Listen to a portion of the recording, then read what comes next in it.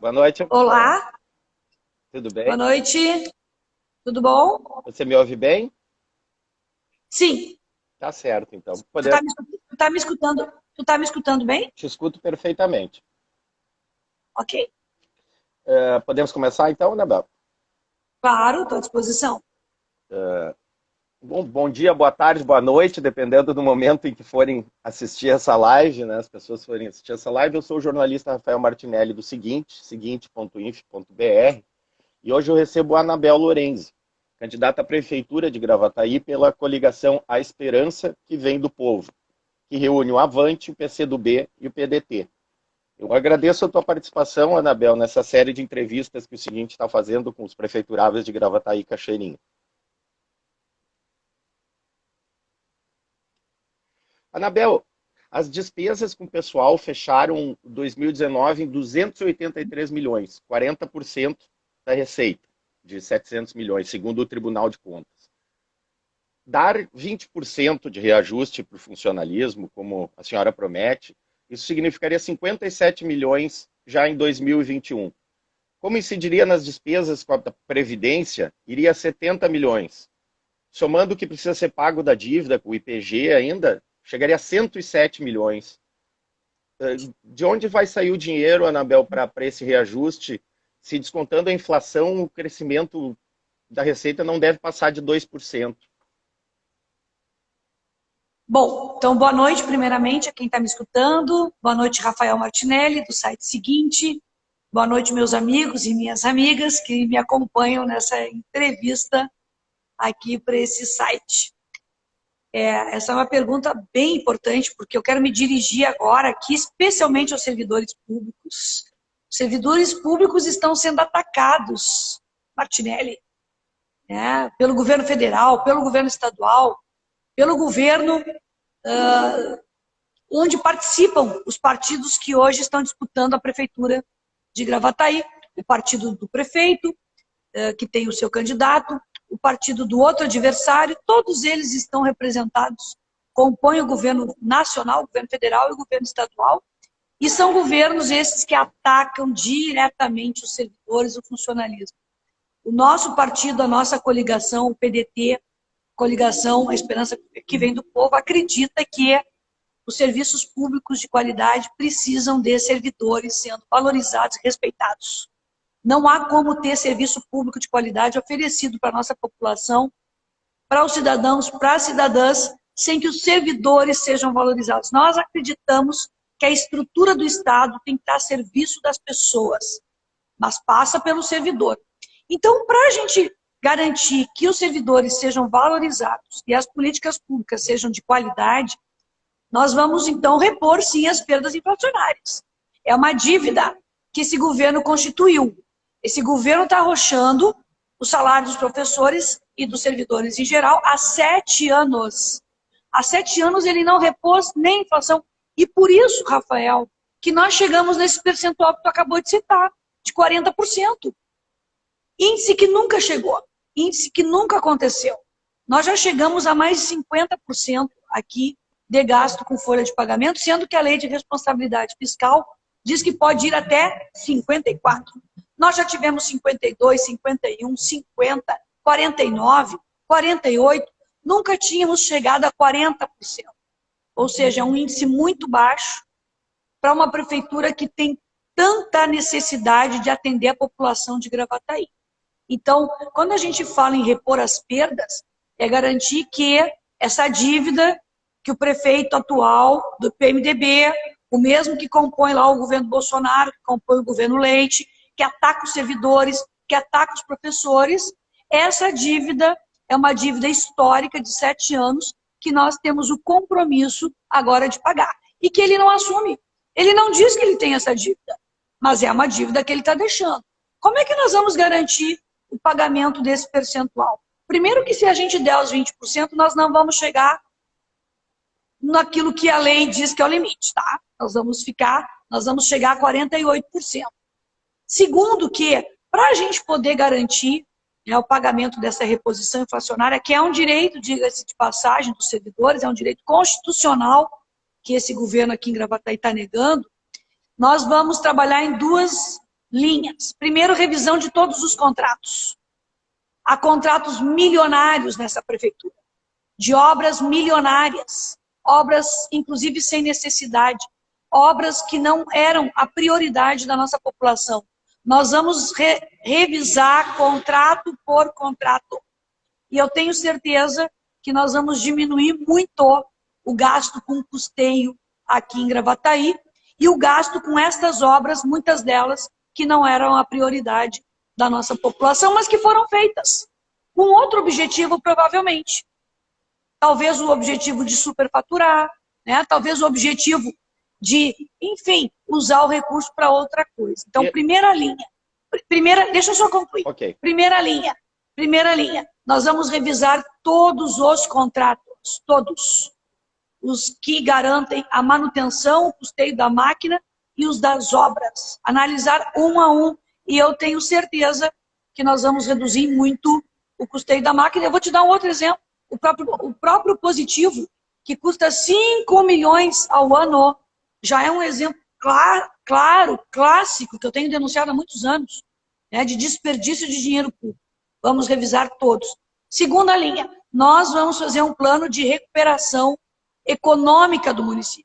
Até agora a gente não ouviu nenhum desses candidatos falar sobre isso. Né? Nenhum deles está falando como é que vão recuperar a economia. Nós temos insistido, Rafael Martinelli, que vamos construir um plano de recuperação econômica. Como será construído? Chamando as entidades de classe. Eu falei isso na SIGA, tu estavas lá acompanhando. Falei isso no Sindlojas, quando eu fui entrevistada lá. Falei hoje no Conselho Municipal de Saúde. Aliás, eu fui a única que assinou o termo de compromisso com a saúde pública de qualidade. Esses dois adversários que estão aí agora, fazendo obras eleitoreiras, divulgando pesquisas falsas, eles não tiveram a coragem de assinar um termo de compromisso com o SUS de qualidade. Aí eu me pergunto por que não assinar um termo de compromisso com a população que precisa do SUS. Bem, então nós vamos garantir, falei sobre essa questão da recuperação econômica também no Conselho, porque precisamos de recursos para a saúde. Nós vamos fazer esse plano de recuperação econômica com as entidades de classe. Vamos garantir um novo parque industrial para atrair pequenas e médias empresas. É importantíssimo que nós possamos deixar de ser dependentes hoje da GM. A GM contribui muito com o nosso orçamento, mas nós precisamos diversificar nossa matriz econômica. Nós temos um polo turístico potencial que precisa ser explorado. Nós temos 2/3 da nossa área territorial na zona rural, que pode ser melhor aproveitado e potencializado. Nós precisamos diversificar, portanto, a nossa matriz econômica. Com isso, nós vamos aumentar o nosso orçamento. E vamos revisar os tributos. Muitas pessoas estão inadimplentes hoje, Rafael, porque o governo que está aí aumentou de forma abusiva IPTU e várias taxas. Muitas pessoas deixaram de pagar esses seus tributos. Nós precisamos, portanto, revisar esses tributos para que as pessoas voltem a pagar. Então, revisando os contratos, vamos ter uma diminuição do gasto com o custeio da máquina. E fazendo esse plano, garantindo esse plano de recuperação econômica, já imediatamente ao assumirmos, nós vamos incrementar o orçamento. Com isso, com certeza, nós vamos ter condições de pagar aquilo que é direito dos servidores públicos. Anabel, os senadores do PDT votaram a favor do congelamento dos salários, né? Na Lei Complementar 173. Na verdade, a gente entende que o município tem autonomia para gerir essa questão referente aos servidores públicos. Nós vamos brigar por isso. Nós vivemos num país onde os entes federados têm autonomia para administrar os seus recursos dentro daquilo que está previsto, obviamente, na legislação. Então, em relação à reposição inflacionária, veja bem, reposição inflacionária, que é um direito constitucional do servidor, que esse governo que está aí descumpriu descaradamente, nós vamos brigar, se for o caso, em todas as instâncias para acontecer. Mas é viável repor os 20% no primeiro ano já? Eu coloquei justamente no primeiro ano, a nossa coligação, para que a gente possa fazer um planejamento ao longo do ano de 2020, e 21 garantir as perdas, né, a reposição das perdas ao longo do ano. Então, obviamente, nós vamos fazer isso de forma escalonada, parcelada, para chegar no final de 21, na virada para 22, com a reposição das perdas. Nós acreditamos que isso também, Rafael, para além de repor essa perda histórica, tá, essa dívida que o prefeito está deixando, com os 5 mil servidores da nossa prefeitura, é importante fazer isso também para oferecermos serviços públicos de qualidade à população. Então, na verdade, essa reposição não é só para o servidor. Essa reposição vai respingar lá no cidadão, que vai ser melhor atendido, que vai ser melhor acolhido pelos servidores. Então, é uma política para melhorar o atendimento da população nas mais diversas áreas, na educação, na saúde, na assistência social, na segurança, na cultura, em tudo aquilo que é competência da prefeitura. Anabel, a dívida com o IPAG de 230 milhões, né?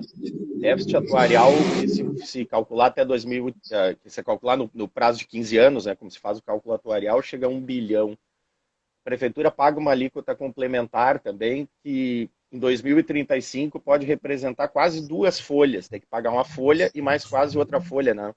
Chega a quase 70%, né? A senhora fará uma reforma da Previdência Municipal, como admitem os candidatos Rafa e Dimas?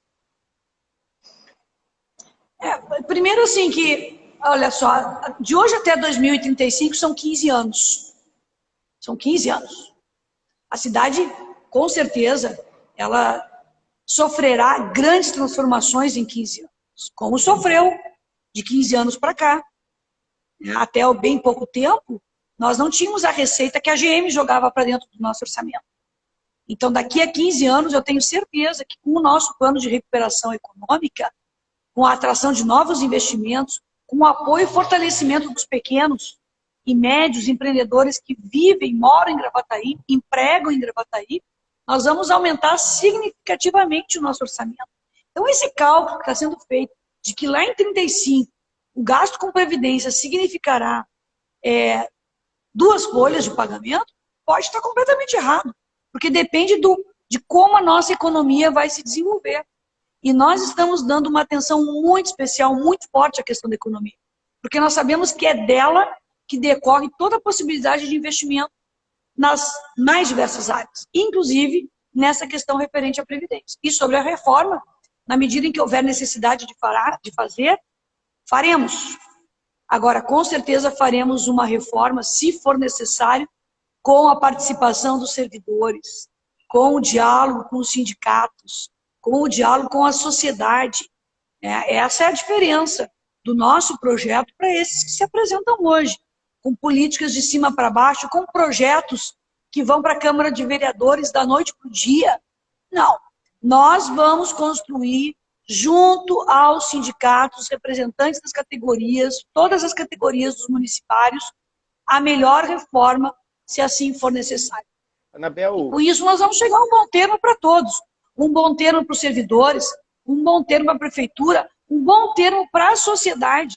E eu tenho certeza que a sociedade de Gravataí vai querer colaborar para que os servidores possam ser valorizados, respeitados, porque a sociedade de Gravataí, a comunidade de Gravataí compreende a importância dos servidores para que seja bem atendido lá no posto de saúde, lá na escola, lá no CRAS, pela Guarda Municipal, né? Então, vamos chamar todos a fazer esse bom debate sobre a questão da reforma da Previdência, enfim, sobre a valorização dos nossos servidores. Anabel, eu tenho uns números que assustam um pouco, né? Gravataí perdeu quase 100 milhões agora com a pandemia e boa parte não reposta pelo governo federal naquele auxílio.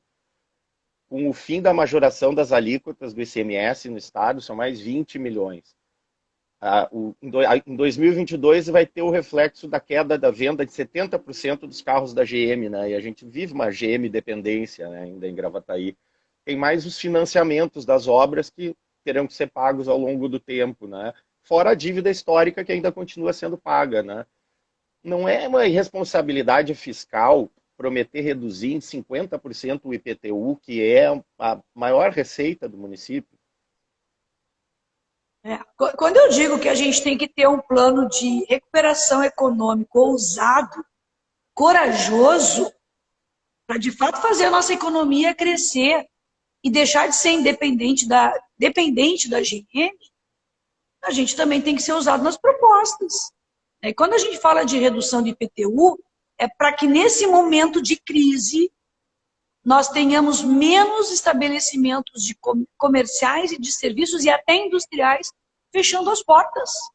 Qual foi a iniciativa desse governo que está aí para impedir que centenas de comércios fechassem as portas durante a crise? Qual foi a iniciativa? Qual foi a ajuda? Nenhuma ajuda. Nenhuma ajuda. Só mandou fechar as portas. Não ofereceu nenhuma ajuda para esses empreendimentos continuarem pagando seus funcionários, para que esses empreendimentos deixassem, inclusive, de pagar esses tributos para o município. Pois nós estamos propondo a redução desses tributos, em especial do IPTU.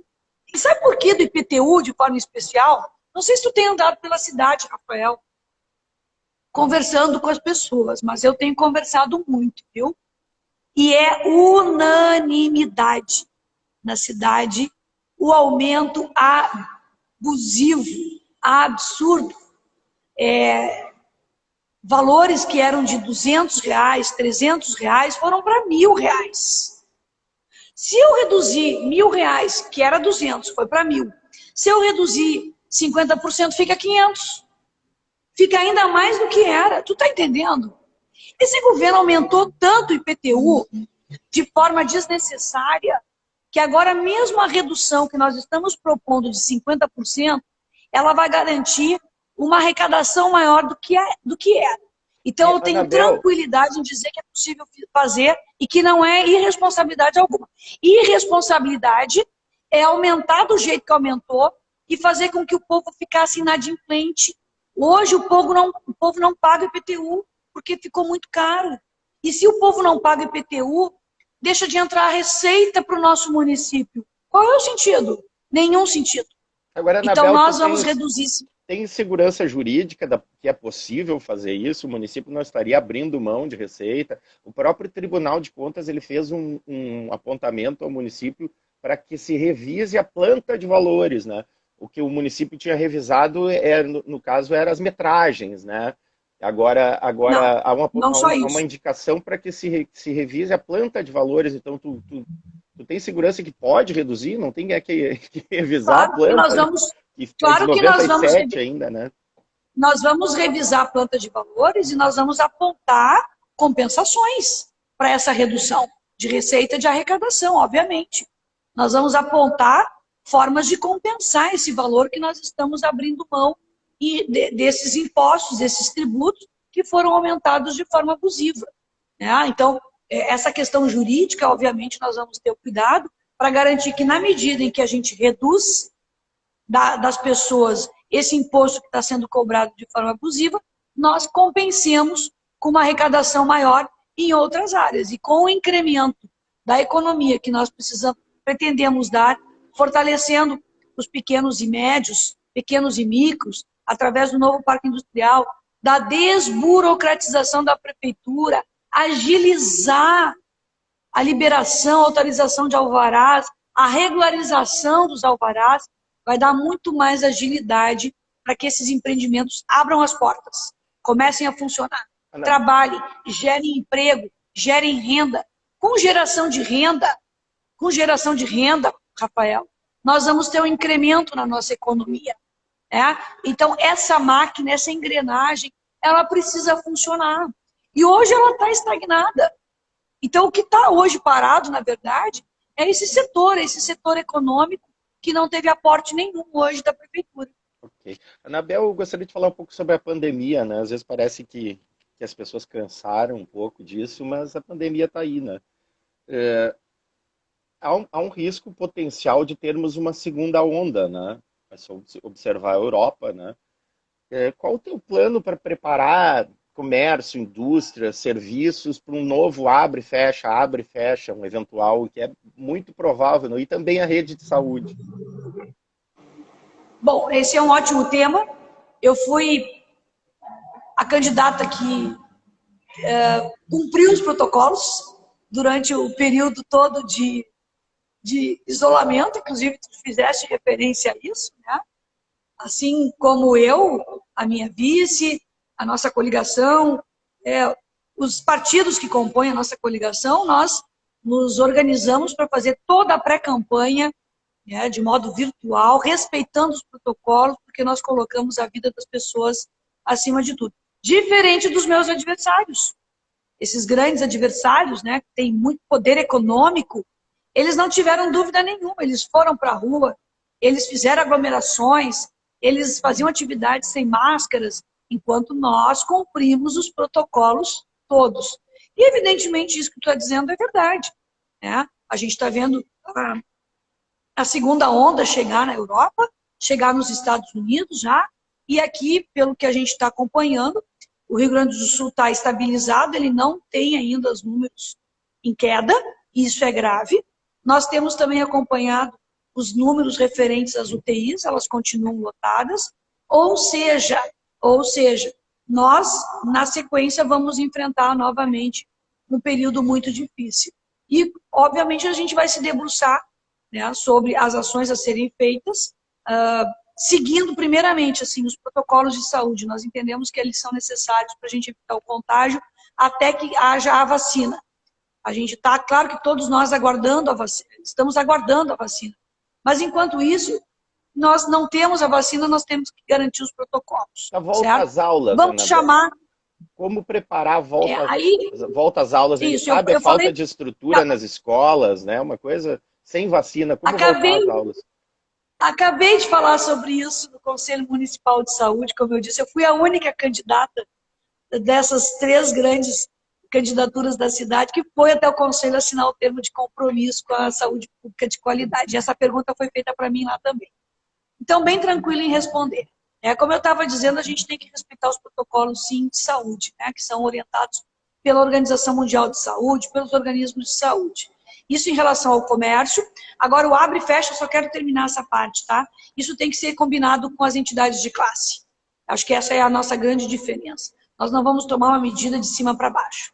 Nós vamos chamar as grandes entidades da nossa cidade, o Sindilojas, a Sigra, os sindicatos dos trabalhadores, e vamos ver medidas que sejam adequadas para todos. Que não seja bom só para um, que não seja bom só para outro, mas que possa atender o conjunto da população, que inclui, então, com certeza, os empreendedores também. Inclui os órgãos públicos também, que precisam da arrecadação. Inclui os trabalhadores que precisam da renda. E a gente viu várias pessoas ficando sem emprego, sem renda nessa crise. Então, a gente, nessa segunda onda, a gente tem que aprender com os erros da primeira. A gente viu que algumas medidas foram tomadas, mas não foram implementadas. Elas foram apenas um decreto no papel e na prática não funcionaram. A gente tem que tomar medidas que possam ser aplicadas de verdade. Então, construir isso com a sociedade, através das entidades, é o melhor caminho. Sobre a questão da educação, bom, é a minha área, estou dentro das escolas, estava até março, inclusive dentro de uma escola, e obviamente elas apresentam inúmeras precariedades. Ao assumirmos a prefeitura no dia 1º de janeiro, nós vamos dar conta de fazer as reformas necessárias naqueles ambientes que mais são de uso das nossas crianças dentro de uma escola. Passa por reformas nos sanitários, claro que não 100% delas, mas a grande maioria apresenta problemas.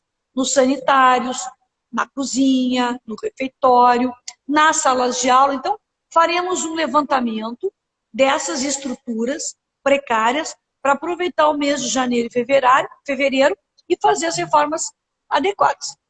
No começo da pandemia, aliás, no começo do ano letivo, né, do ano que vem, garantir todos os materiais de higiene que são necessários para que as crianças possam retornar. E, por fim, terceiro item, que é tão importante como esses dois, é garantir formação aos professores para lidar com essa situação. Isso significa investimentos em equipamentos, tá, das novas tecnologias, das mais modernas tecnologias, porque hoje não tem mais como a gente fugir disso, né? Provavelmente nós não vamos conseguir utilizar uma sala de aula completa, cheia. Nós vamos provavelmente ter que garantir o distanciamento dentro da sala de aula, fazer aulas com grupos que se revezem, e os grupos que não estiverem dentro da sala de aula terem aulas à distância. Para eles terem aula à distância, nós temos que garantir duas coisas. Formação dos professores e os equipamentos e internet adequada.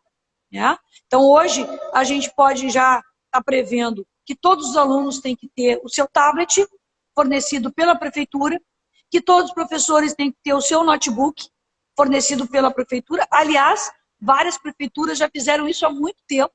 Gravataí parou no tempo. Gravataí está preocupado em fazer gradil. Gravataí está preocupado em comprar um projeto pronto, que custa 5 milhões ao ano, enquanto outras prefeituras já estão muito à frente, já investiram nas novas tecnologias, em lousa digital dentro da sala de aula e internet que funcione de verdade, porque essa que foi colocada aí não funciona. Nem eu, que sou professora, tenho acesso à internet na escola. Só para te ter uma ideia. Tá? As únicas pessoas que têm acesso à internet da escola é a direção da escola, para lidar com a burocracia, a direção, a supervisão e a secretaria da escola. Os professores não conseguem ter acesso à internet dentro da escola. Nós vamos ter que garantir internet rápida, veloz para os professores e dados móveis para os alunos. Isso é um investimento. Isso é um investimento na educação que esse governo que está aí, do MDB, apoiado pelos vereadores da sua base e outros, inclusive, que agora estão se colocando como oposição, mas que na prática não são, porque estavam aprovando todos os projetos do governo, não fizeram. Não fizeram o ano inteiro. Sabe o que eles estão fazendo até hoje com os alunos e com os professores, Rafael? Estão gastando milhares de folhas. Milhares de folhas de papel, xerocadas, como nunca se vê antes na rede municipal de ensino. Tá? Tu sabe que isso é um problema ambiental, para começar, né? Segundo, é uma inutilidade, né? Nos tempos de tanta modernidade, tanta tecnologia, a gente está entregando calhamaços, como eu pessoalmente entreguei no mês de março, aliás, ainda antes da minha licença, junho, julho, por aí, entregando para os alunos, fazendo milhares de arquivos, com listas e listas, dentro das escolas. Se tu tiver acesso a isso, como eu sei que tu é um cara que gosta, né, das inovações, das novas tecnologias, não vai te assustar, não vai te apavorar com as pilhas de arquivos que estão sendo feitas nas escolas. Então, isso a gente tem que mudar radicalmente. Nós vamos garantir que durante os meses de janeiro e fevereiro, nós preparemos a infraestrutura das escolas, nós possamos garantir acesso a esses equipamentos, né, que vão facilitar as aulas à distância e vamos ter que providenciar a internet para professores e para os alunos. Porque o salário dos professores, meu querido Rafael, não é suficiente para pagar uma internet de qualidade, muito menos as famílias de Gravataí têm condições. Os alunos chegavam a dividir um celular da mãe com 5 crianças, tá? Em escolas do estado que garantiu um programa, né? Eles compraram um programa do Google, tá? E as escolas estaduais fizeram aulas online. O município nem isso conseguiu fazer, tá? Nem isso. Mandou fazer folhinha xerocada, entregar para os alunos as folhinhas. Nós estamos lá, assim, né? Umas 3 décadas atrás aqui em Gravataí. Nós vamos nos preparar para iniciar o ano letivo de março, desta forma como eu estou te falando. E, Anabel, tu acha que é um pouco de catastrofismo prever que possa ter gente passando fome a partir do ano que vem? Gente desempregada passando fome. E aí tu tem algum tipo de plano, de alguma renda mínima municipal? Qual seria o plano para essas pessoas mais carentes? Não é nenhuma previsão catastrófica, sabe por quê? Porque já está acontecendo. Já tem gente passando fome. Só que quem está aí não fala sobre isso, né? O governo que está aí, esse governo elitista que está aqui, em Gravataí, do MDB, que governa para poucos, que não tem empatia com os mais humildes, com as pessoas empobrecidas, não fez uma ação forte para garantir que as pessoas pudessem sair da situação de miséria que a crise de saúde e a crise econômica gerou. No nosso programa de governo, nós estamos prevendo, para além disso que eu já te falei, da recuperação econômica, que eu tenho certeza vai gerar empregos na cidade, portanto vai gerar renda, nós estamos propondo a criação de uma renda mínima. A renda mínima emergencial, essa que o governo Bolsonaro vai terminar, esse governo Bolsonaro que está aí, defendido pela candidatura do MDB, defendido pela candidatura do PSD, que está lá dentro do governo Bolsonaro, Essas duas candidaturas que defendem o leite não fizeram nenhum programa de renda emergencial para esse segundo momento que a gente vai viver daqui para frente. Nosso programa de governo, apresentado quando nós registramos a nossa candidatura, Rafael, já propõe a criação da renda mínima municipal, para que as pessoas possam... Veja bem, isso também vai gerar um aumento um incremento da nossa economia, porque essas pessoas que vão ganhar a renda mínima, elas vão comprar na cidade, elas vão comprar no seu bairro, elas vão comprar no armazém, elas vão comprar na fruteira da sua casa.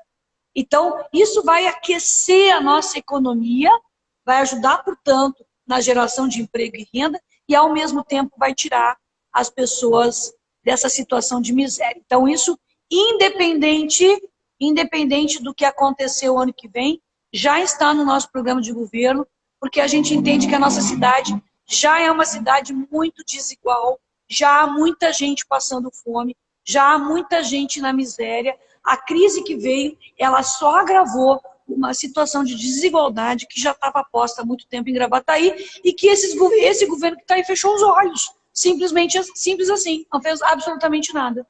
Anabel, o candidato Luiz Afalon diz que os adversários dele, e aí te inclui, por óbvio, né, nunca administraram nem uma loja de R$1,99. Uma loja de R$1,99 eu nunca administrei, nem nunca vou administrar, viu? Eu sou professora pública municipal, eu presto serviço para a comunidade de Gravataí há 33 anos. Eu nunca administrei um comércio, a não ser justamente, a minha vida inteira foi prestando serviço para a comunidade.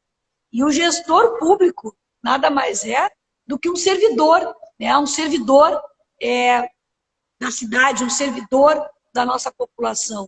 Agora, gestora pública eu já fui várias vezes, tá? Eu fui coordenadora regional de educação por 4 anos, administrei uma coordenadoria que é a segunda maior coordenadoria do Rio Grande do Sul, em número de alunos, 80 mil alunos, o que corresponde a muito mais cidades do que o Rio Grande do Sul tem hoje, que daqui a pouco não chegam nem perto, né, desse número de alunos que nós administramos, 80 escolas, 5 mil servidores.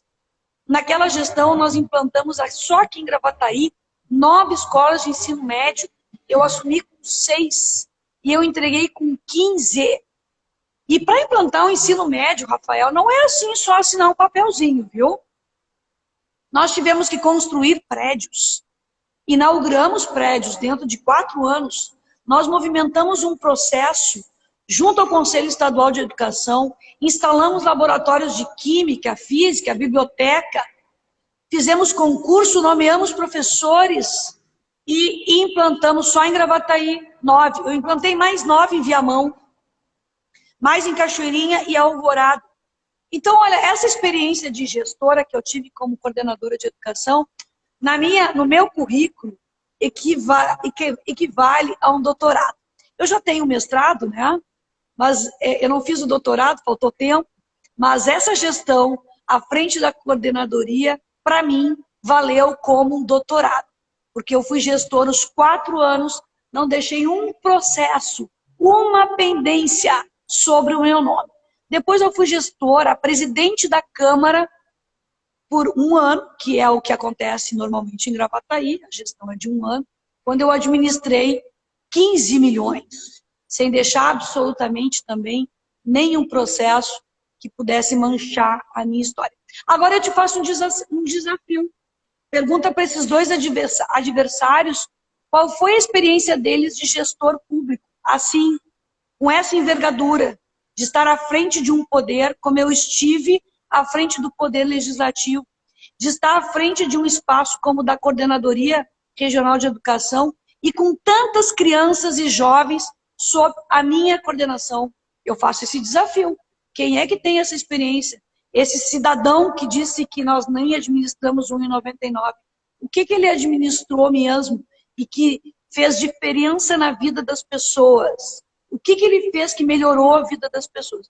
Eu já te citei várias coisas, né? Poderia te citar mais, mas eu não vou ficar falando muito sobre isso que vai ficar chato, né? Vai ficar meio demais.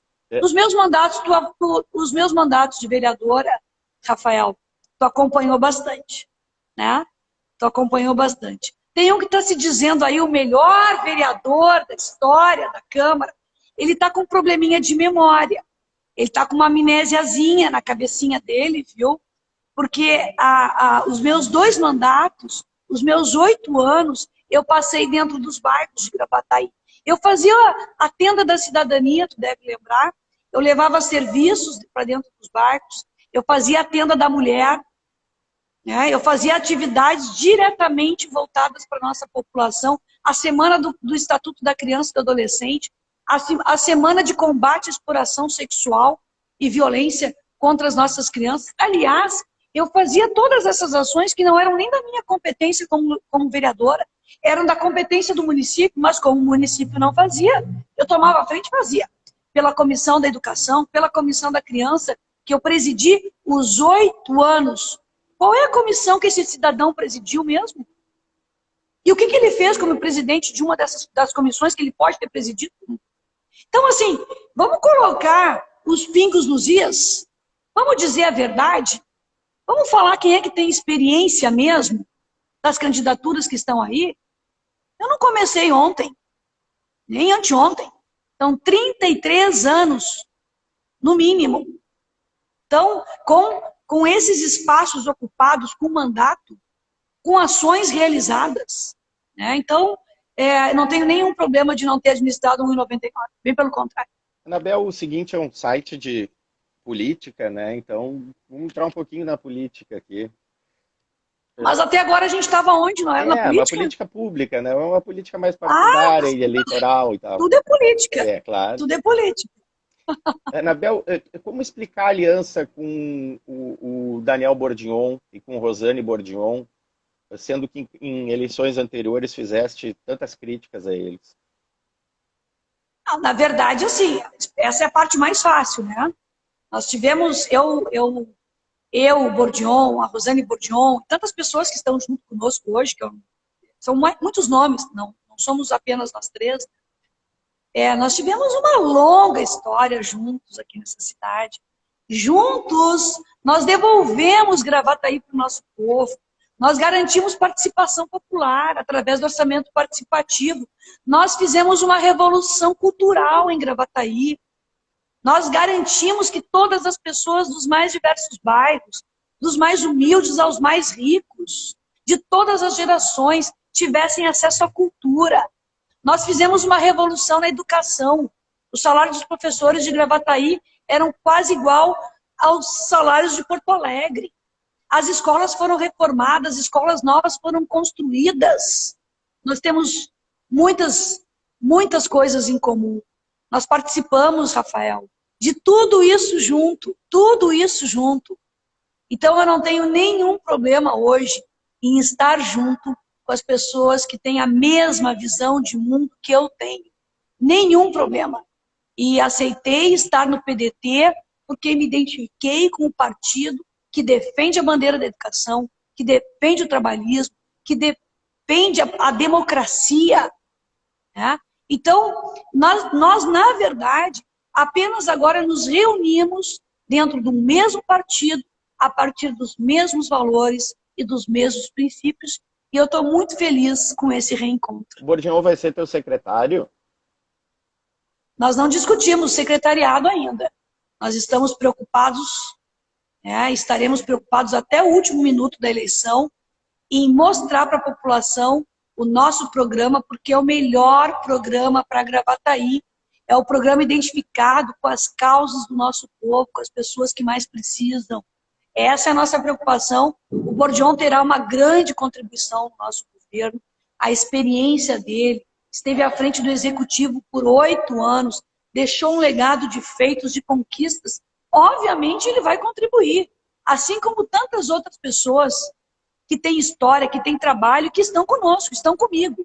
As melhores pessoas, as melhores experiências estão juntas do meu lado e todos darão a sua parcela de contribuição, principalmente, claro, quem esteve à frente, como foi o caso do Bordignon. Agora, nomes para secretariado, de forma alguma, a gente está discutindo. Ok. Anabel, na eleição suplementar de 2017, a tua campanha às vezes se referia a Rosane Bordignon como o poste do Bordignon. E hoje adversários teus usam a mesma crítica para ti. Bom, eu pessoalmente, né, tu nunca vai achar isso vindo de mim. Isso, se isso foi usado, não era, né, uma ação organizada de candidatura da minha coligação. Ao contrário, eu fiz uma campanha toda propositiva, toda ela propositiva, apresentando as minhas propostas e as minhas ideias, exatamente como eu estou fazendo agora. E sobre falarem de mim isso hoje, olha, se alguém fala é por dois motivos. Ou por ignorância, por não conhecer a minha história, o meu trabalho, que eu acabei de te relatar e não vou relatar de novo, né? Então, por ignorância, aí a gente perdoa, né? Essas pessoas falam isso por ingenuidade, por não me conhecerem, a gente perdoa, a gente desculpa, ou por má fé, né? Podem falar isso por má fé, para justamente tentar diminuir a nossa história, o nosso trabalho, porque é tão gigante o que a gente fez até aqui, é tão grandioso, eu tenho tanto orgulho da minha história, né? Que alguém dizer isso de mim é porque, de fato, não tem mais nada para dizer. Não tem absolutamente mais nada. Não tem uma mancha para buscar no meu passado. Não tem algo que eu deixei de fazer pela população para dizer. Então, eu simplesmente estou desconsiderando esse tipo de comentário nessa eleição. Anabel, vai ser a terceira eleição consecutiva, quarta eleição consecutiva, contando a eleição suplementar, que a oposição não consegue se unir contra o grupo do Marco Alba, do prefeito Marco Alba. Você não lembra um pouco a frase do Frei Beto na ditadura, que a esquerda só se une na cadeia? Mas a esquerda está toda unida. Vamos esclarecer aqui para as pessoas. Tu está falando de qual esquerda? Nós somos um partido que defende os direitos humanos, que defende as políticas públicas de qualidade para o nosso povo. Isso é ser de esquerda? Para ti? Se é, nós somos. Agora, quem mais defende isso em Gravataí? Talvez a candidatura do PT, talvez a candidatura do PSOL, e só. A candidatura do PSD... Dimas é um candidato de direita? É um candidato que está dentro do governo Bolsonaro. É um candidato que está, o seu partido dele, e o vice dele, e o partido dele. Vamos deixar claro para quem está nos ouvindo aqui, Rafael, né? Vamos deixar claro, eles compõem o governo Bolsonaro. Esse governo que está destruindo o Brasil, esse governo que está desmontando o Estado brasileiro, esse governo que está destruindo a carreira dos servidores, esse governo que está atacando jornalistas, que está atacando, inclusive, os meios de comunicação. Esse partido, esses dois partidos, o do prefeito e do vice, que é o PSD e o DEM, eles compõem este governo, o governo Bolsonaro. Esse governo é de quê? É de direita, né? E eles também compõem, Rafael, o governo Leite. O governo Leite é PSDB. É o governo que mais massacrou até agora os servidores públicos.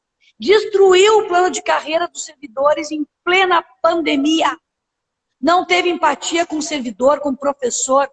Destruiu o plano de carreira dos professores. O Dimas tem que vir a público dizer que ele compõe o governo Leite, que ataca os servidores, que ataca os professores.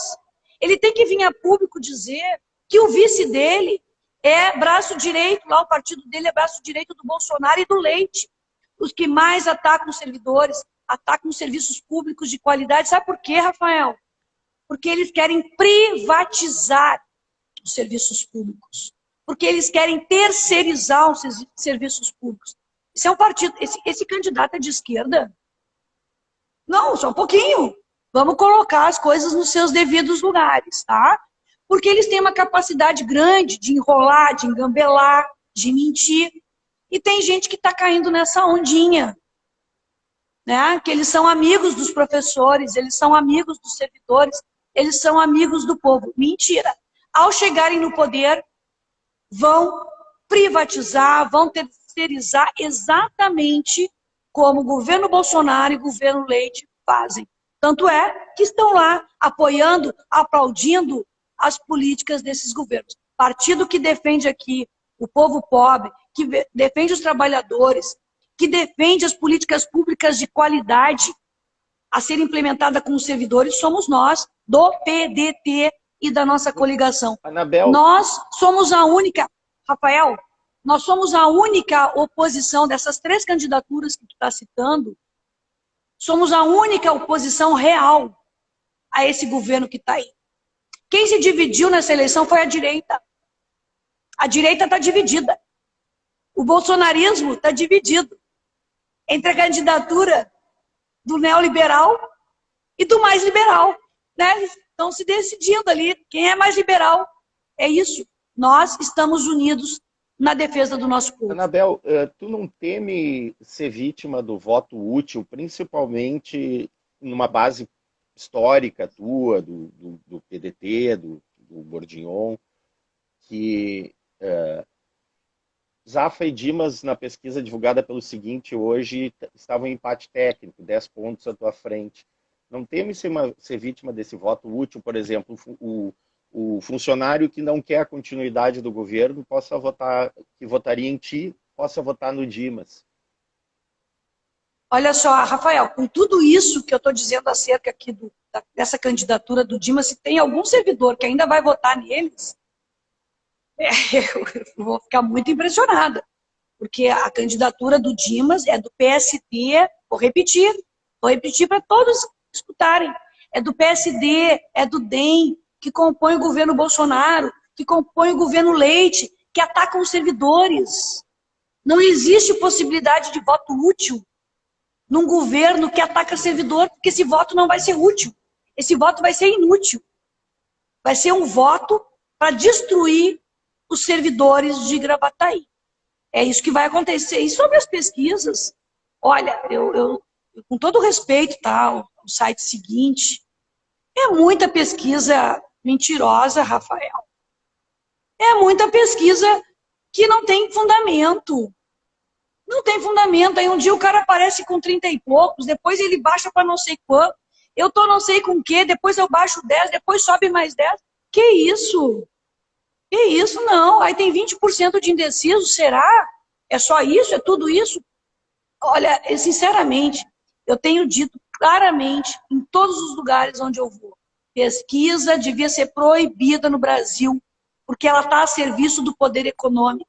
Quem tem dinheiro, vai lá, contrata um instituto falcatrua, qualquer instituto falcatrua, que ninguém nunca ouviu falar, nem bota estatístico para responder pelo instituto, compra essa pesquisa, registra no site do TSE a tal da pesquisa, compra um jornal para publicar a pesquisa, tem dinheiro para distribuir um jornal em cada casa e está feita a manipulação das pessoas. Só nessa eu vou lutar muito para acabar, vou lutar muito para acabar com a possibilidade de publicação de pesquisa, porque infelizmente eu não posso dizer outra coisa dessas pesquisas que estão aí. São mentirosas, são fraudulentas e a urna vai mostrar, como já mostrou nas outras eleições. Perfeito. A pesquisa dá um percentual. É isso que eu ia fazer a defesa da nossa pesquisa, porque o instituto que fez a pesquisa é o Estúdio, né? E ele tem um índice de acerto nas últimas eleições, né? Desde Olha, 96. Eu tenho experiência de me colocarem com um determinado percentual e no final dar outro. Não deu o percentual das pesquisas, não deu. O objetivo dessas pesquisas, eu vou te dizer qual é, Rafael. É manipular, sim, o voto das pessoas. Infelizmente. Eu lamento muito que a gente esteja vivendo esse momento em Gravataí. Eu lamento profundamente o uso dessas estratégias da velha política. De deixar para largar pesquisa na última hora. Para manipular o voto das pessoas. Né? Porque o que tem que decidir o voto das pessoas não é o número da pesquisa. Mas é o coração, é a consciência das pessoas. Se aí na pesquisa aparece um determinado número ou não, não importa. Qual é, portanto, o objetivo de apresentar a pesquisa mesmo? Tá claro qual é o objetivo. Manipular o voto das pessoas. Eu sou completamente contrária a esse tipo de manipulação. Eu faço campanha de forma pedagógica.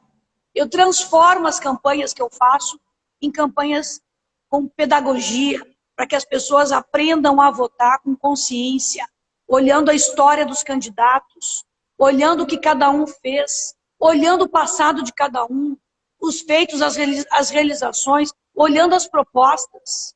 É isso que eu defendo ao longo de todas as campanhas que eu fiz e que eu estou fazendo agora. Agora, a pesquisa manipulada, pesquisa fraudada, para enganar o eleitor, eu me nego a fazer. Nunca fiz, não farei, e tenho total repúdio a quem usa desse tipo de instrumento para manipular, infelizmente, as pessoas menos esclarecidas ainda de Gravataí. Ok. Anabel, com o teu voto em 2011 pela cassação da prefeita Rita Sanco, tu não te sente também responsável pelo MDB estar no governo há 9 anos? E tu te arrepende daquele momento, já que depois, em 2014, foste contra o impeachment contra a Dilma? Olha, eu já te respondi essa pergunta em outros momentos. Vamos lá, vou te responder de novo. Né? Aquele momento foi aquele momento. Foram as circunstâncias. Né? E o ser humano é a pessoa e as suas circunstâncias. E naquele momento, o caminho que eu tinha a fazer era aquele. E de forma alguma eu fiz, né, eu me manifestei, me posicionei daquela forma com o objetivo de entregar a prefeitura para MDB ou para quem quer que seja. Eu fiz em função justamente daquilo que eu acreditava que era o correto naquele momento. Agora, se o MDB se aproveitou do momento, eu também repudio. Né? Inclusive, nós sofremos, porque eu não quis apoiar o Marco Alba. Lá em novembro de 2011, eu fui cobrada por ele de que eu devia apoiá-lo. Isso não. Uma coisa não tem nada a ver com a outra. Impeachment foi impeachment, porque naquele momento eu achava que era o caminho a ser seguido. Não tinha absolutamente nada a ver com a eleição de 2012, tanto é que eu disputei a eleição de 2012 como eu tinha já, né, planejado junto com o meu partido. Então, nenhum arrependimento. Naquele momento, era o que as circunstâncias me colocavam como dever. No momento do impeachment da Dilma, foram outras circunstâncias. Foi um outro momento. E eu me posicionei de forma diferente. Né? Então, quanto a isso, eu estou muito tranquila. Enfim, a vida andou e nós estamos de novo numa disputa. Eu estou de novo disputando contra essa forma de fazer política, né, que é de usar a máquina pública como esse governo está usando agora, né, para iludir as pessoas, para enganar as pessoas, para se manter no poder e não resolver os problemas das pessoas, que é isso que aconteceu ao longo desses 8 anos. Depois que eu te encontrei marchando no Ele Não, em alguns artigos eu brinquei que eras a esquerdista do ano. Te incomoda isso ou não? Não, nunca me incomodou. Eu acho que as tuas análises às vezes são bem divertidas, né? Então, levei na brincadeira, né? Eu fiz o que o meu coração mandou, assim como eu sempre faço o que meu coração manda. E naquele momento, assim, e até hoje eu acredito nisso, de forma alguma, né, eu podia admitir o país sendo governado por essa pessoa que está aí à frente. E agora está mais do que provado que está sendo uma catástrofe para o Brasil. Está sendo muito ruim para as políticas públicas. Então, foi um momento único, né, na nossa história. Eu fiz a minha parte, fui às ruas, fui à luta para impedir que isso acontecesse, mas aconteceu. E agora a gente está lutando e vai continuar lutando para reverter esse quadro. As eleições, né, de 2022 vão servir para isso, para a gente retomar, né, a condução do país para o campo popular, para o campo democrático, para o campo do respeito aos cidadãos e às cidadãs. E é isso que eu vou continuar fazendo. Anabel, deixa eu te fazer um desafio, fazer uma crítica e um elogio aos teus adversários. Clayton Manford. Sério? Eu vou ter que fazer isso? Ah, faça, por favor. Pô, Rafael, era para falar de política, né? Pode ser uma crítica política, né?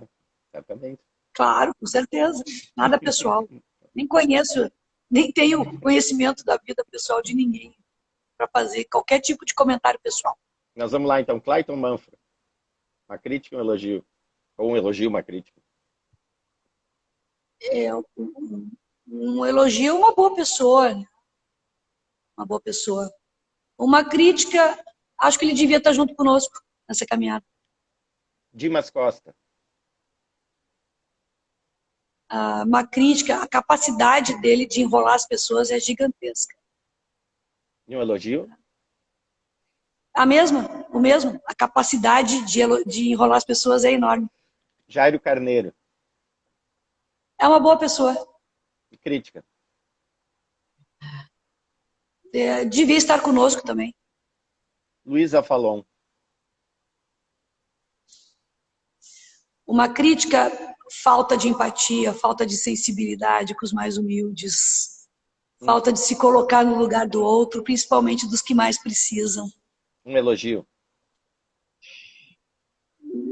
Não conheço para fazer nenhum tipo de elogio. Tamira Spaveglio. Um elogio a uma mulher corajosa. Uma crítica? Nenhuma nesse momento. Ok. Anabel, eu agradeço a tua participação nessa série de entrevistas e gostaria que tu deixasse uma mensagem, então, para o eleitor. A gente agora, no domingo, vai estar decidindo os destinos de Gravataí.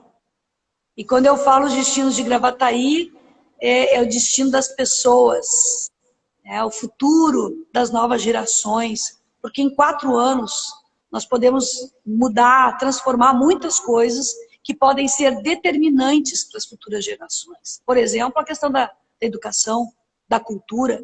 Em 4 anos nós vamos estar formando essas novas gerações para o futuro. E nós precisamos garantir para elas, então, acesso à cultura, acesso à educação, acesso ao esporte, ao lazer, à saúde, à educação de qualidade. Então, o nosso projeto, Rafael, é um projeto que está projetado, que está pronto, que está preparado para isso, para garantir para as novas gerações uma cidade melhor. Quando eu falo cidade melhor, é uma cidade onde as pessoas tenham a garantia de qualidade de vida. E aí é para todas as gerações. Os nossos idosos hoje precisam de atendimento de qualidade, prioritário. Os trabalhadores, as trabalhadoras precisam de uma vida sem violência. Isso passa por acesso ao emprego, à renda, a oportunidades. O nosso projeto é um projeto focado no ser humano, focado nas pessoas. E a gestão pública, o gestor público tem que estar a serviço disso, de transformar a vida das pessoas. Então, nesse momento final, o que eu peço é que as pessoas escolham o 12, que é o melhor projeto para a cidade. Escolham a Anabel, a Rosane Bordignon, todo o nosso time de pessoas maravilhosas, de pessoas lutadoras, que estão fazendo uma campanha de forma modesta, humilde, sem gastar milhões, contratando gente, botando bandeira na rua. Nós estamos fazendo campanha, Rafael, com o coração, com a nossa história, com a nossa trajetória, com aquilo que nós temos de melhor, que é o nosso sonho de construir uma cidade melhor, um futuro melhor para todos que aqui escolheram ficar, morar. Então, no domingo, vote no 12. É o melhor. Olha só. Muito obrigado pela tua participação, Anabel. Te agradeço muito e te desejo sucesso. Um abraço, amiga. Querido, muito obrigada por tudo e pela oportunidade mais uma vez. Sucesso no teu trabalho. Grande abraço.